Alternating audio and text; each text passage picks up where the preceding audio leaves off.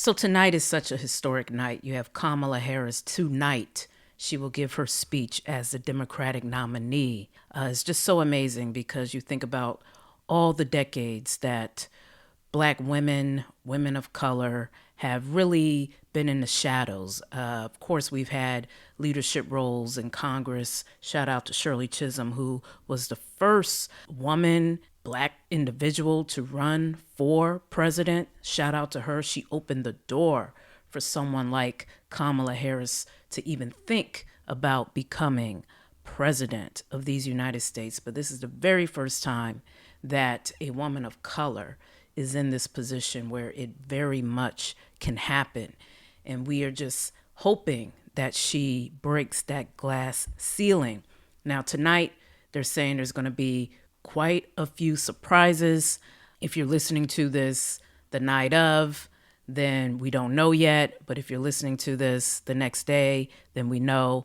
Of course, I will talk about those surprises tomorrow. But overall, this is just an exciting time.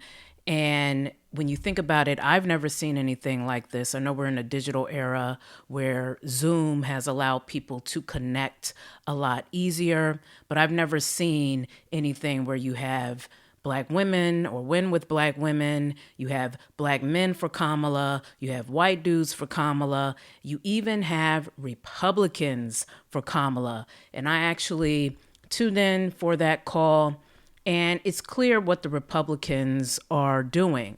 They do not view Donald Trump, at least some Republicans seem to not view Donald Trump as truly a part of their party or representing the core values of their party. And I have to admit, growing up, I was never a Republican, but I never was extremely fearful of a Republican president.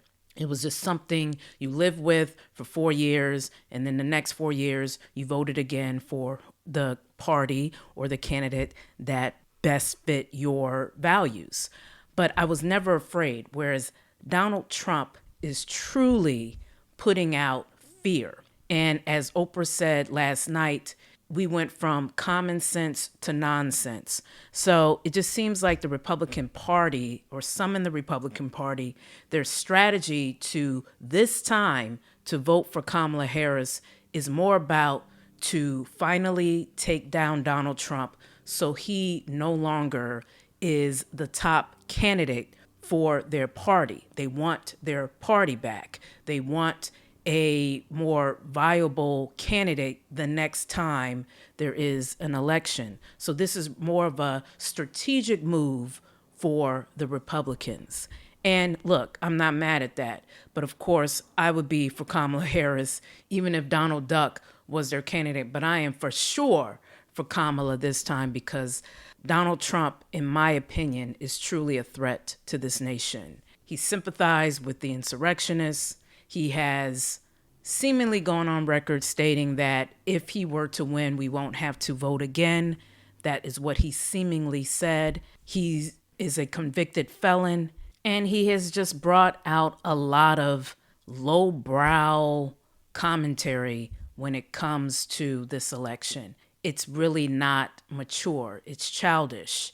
And that is just not how our leaders should conduct themselves.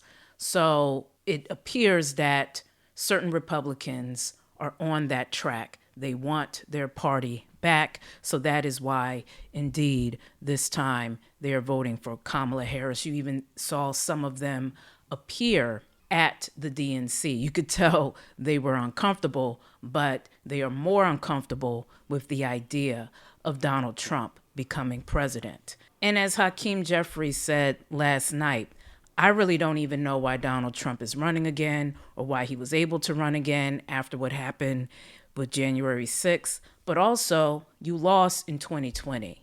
It's time for a new thing. Like Hakeem Jeffries said, he's like that ex-boyfriend who's spinning the block trying to get back with you when it's like, dude, I've been there, I've done that, and we are not going back, as Kamala Harris has said numerous times.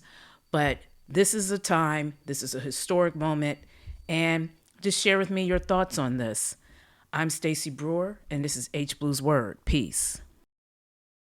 It's H Blues Word. H Blues Word with Stacey B. We got some